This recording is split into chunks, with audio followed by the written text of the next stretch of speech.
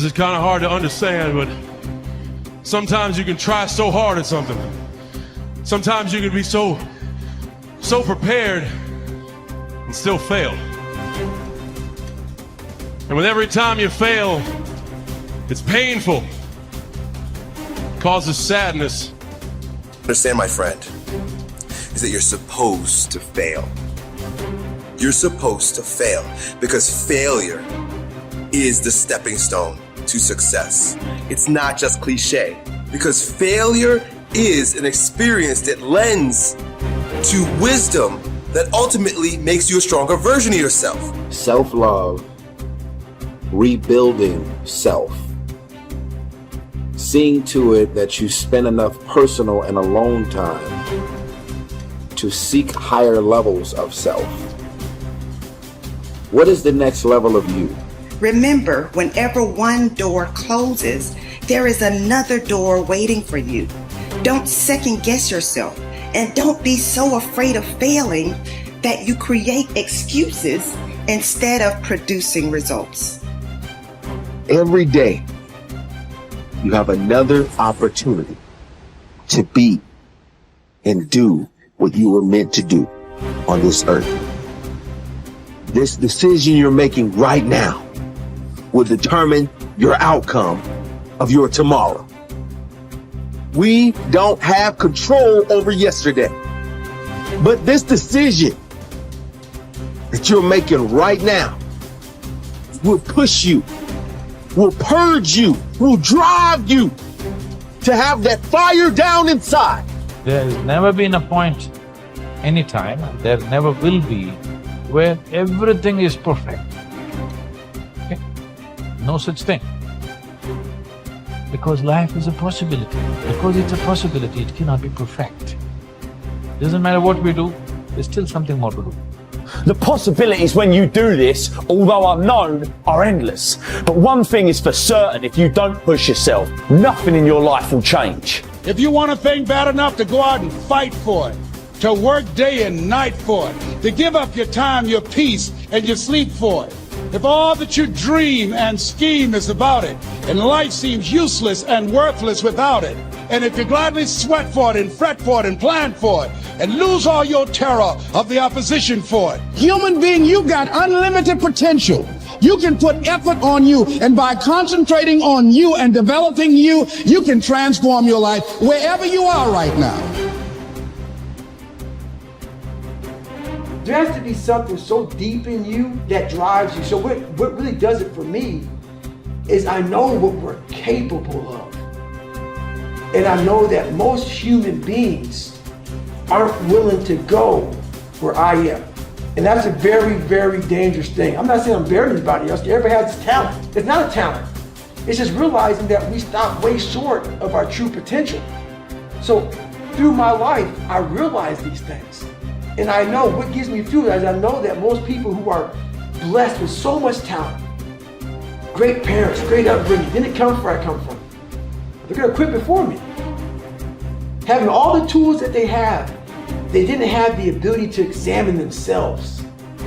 When you have everything so nice in life, it's great to have a great life. But what happens is you don't self-examine.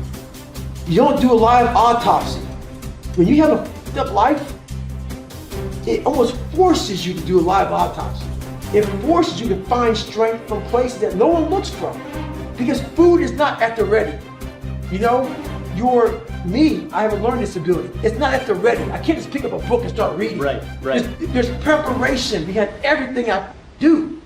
There's everything I do has to come with so much preparation. It's despicable. It makes me sick. My own personal life makes me sick. That's why I'm so disciplined now. Without my self-discipline, there is no David Goggins. Like, I can't stop reading. I won't be able to read tomorrow. I will lose it that fast. I cannot stop going to the gym. My mind is set up in a spot where, hey, the second I stop, it wants to stop. Because I had a quitting mind growing up. When you get beat the shit out of you all the time, your mind wants to go to that nice spot where you're comforted, where you're not trying, where shit is easy. That's where your mind, it doesn't want to think. You have all these things in the mind, and the mind can only absorb so much. So all the pain it has to go through, it wants to push it away and say, let's not do that. So every day I'm fighting where the mind wants to go. So it's a constant evolution, man. There isn't a better way to live your life. There's no right way and wrong way. There is only the way that gives you more energy. There is only the way that gives you fulfillment. When you have those things, when you're fulfilled by what you're doing and it's giving you, the harder you pursue it, it's giving you more energy, you're on the right path. As the Greeks would say, segolodromo, I can't believe I messed that up. Segolodromo, which means you're on a good road. And that's what I want people to understand. Like, yes, I preach a very specific path, but I don't think that it is a universal path. And so the only universal path is to do the things that give you fulfillment and energy. So if spending time with your friends gives you that, then you should be spending more time with your friends. If dating gives you that, then you should be dating. So you don't need to want to be the best in the world at something. You don't need to want to make a lot of money. You don't need to want to be an entrepreneur. Like, they're literally just stand-ins. They're proxies for fulfillment and energy creation. That's it. Many people have had difficult experiences growing up. They have fallen onto hard times and become associated with the wrong people.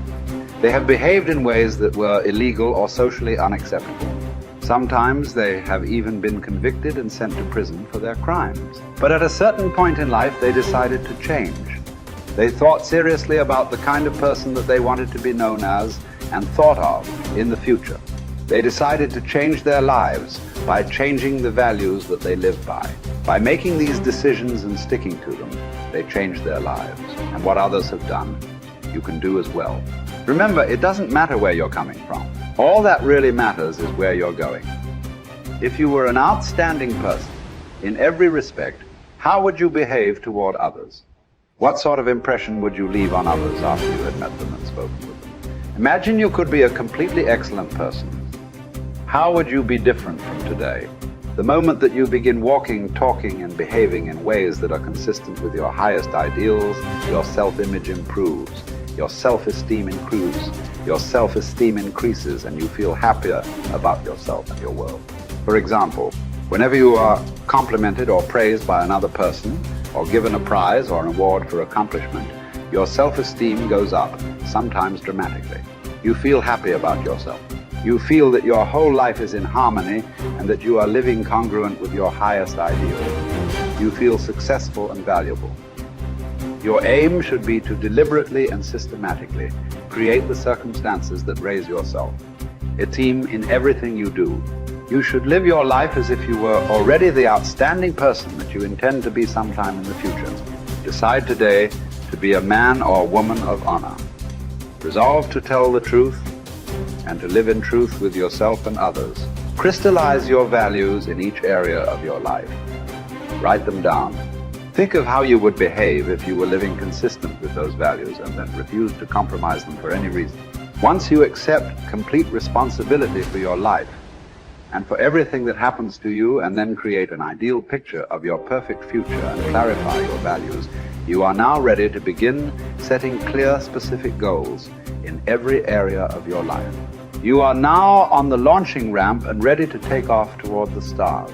You have to work on yourself. You have to have an unstoppable attitude, and no excuse is acceptable. And you've got to make it a priority, a non-negotiable in your life, and hold a constant vision of what it is you want to achieve. See it accomplished and go all out. Find a way to win in spite of the setbacks, in spite of the disappointments, in spite of your failures. I tell people when I'm giving presentations, you will fail your way to success. I have a saying, is life knocks you down, try and land on your back, because if you can look up, you can get up.